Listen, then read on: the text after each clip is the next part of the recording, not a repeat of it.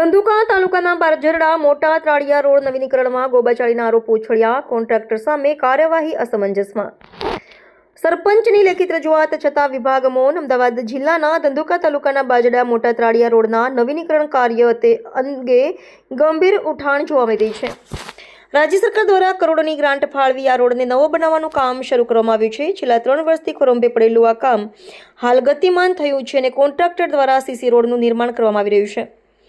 પરંતુ આ કામગીરી રાજ્ય સરકારની ગાઈડલાઈન અને એસ્ટિમેટ મુજબ ન થઈ રહેવા હોવાના આક્ષેપો સ્થાનિક સ્તરે ઉઠી રહ્યા છે.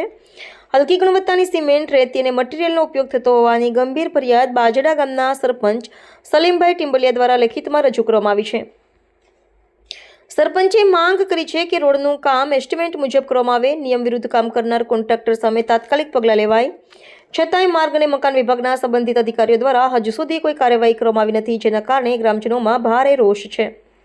તાજેતરમાં જ રાજ્યના મુખ્યમંત્રી ભૂપેન્દ્ર પટેલ દ્વારા સમગ્ર ગુજરાતના અધિકારીઓને કડક સૂચના આપવામાં આવી હતી કે નિયમ વિરોધી કામગીરી કરનાર કોઈ પણ કોન્ટ્રાક્ટરને ઉપાડ ન આપવો, પરંતુ ધંધુકાના માર્ગ મકાન વિભાગના બાબુઓ આ બાબતે ઘોર નિંદ્રામાં હોવાના સંકેતો મળી રહ્યા છે. ગ્રામજનોની માંગ છે કે રોડની ગુણવત્તાની તાત્કાલિક તપાસ કરવામાં આવે, સરકારની ગાઈડલાઈન મુજબ કામ થાય, જવાબદાર કોન્ટ્રાક્ટર તથા વિભાગીય અધિકારીઓ સામે એક્શન લેવાય. બાજડા મોટા ત્રાળિયા રોડની ગોબાચારી સામે હવે કડક પગલાં લેવાનો સમય આવી ગયો છે, એવી લોકોએ માંગ ઉઠાવી છે. Reporter C.K. બારડ. મારું નામ સલીમભાઈ ટિમ્બલિયા, બાજરડા સરપંચ. અત્યારે હાલમાં જે મોટા ત્રાળિયાથી બાજરડા તરફ આરસીસી રોડ જે 3 કરોડના ખર્ચે બનવા જઈ રહ્યો છે, તે કામ આપણે અગાઉ પણ રજૂઆત કરી હતી કે એકદમ હલકી કક્ષાનું મટીરિયલ વાપરી અને રોડ બનાવવામાં આવે છે.